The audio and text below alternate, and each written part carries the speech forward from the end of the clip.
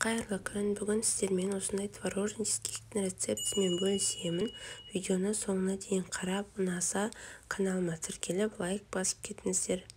Ең алдымен песочный тестаға бізде осындай закрома майын пайдаландым. Майдың майлылығы 60%-дан жоғары болу керек міндетті түрде. Оның үстіне қантымызды саламыз. Май міндетті түрде бөлме температурасында болуы қажет. Қантымызды салып, екеуін жақсылап венчикпен араластырамыз. Қажет заттардың мөлшері описанияда қалдырдым, қыздар қарап көріңіздер.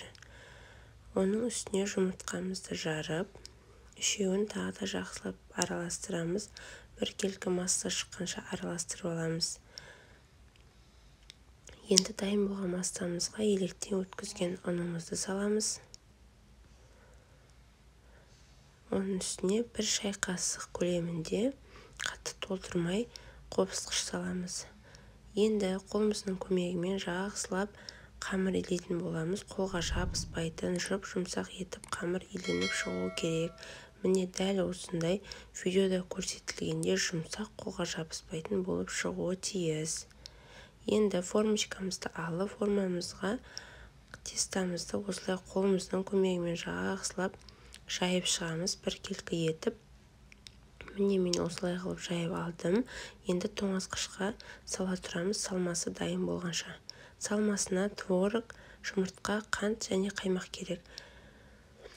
Бірінші творогқа үстіне қантымызды саламыз. Оның үстіне бір жұмыртқамызды жарып салып аламыз. Және соңында қаймағымызды саламыз. Енді барлығын жақсылап миксерлейміз.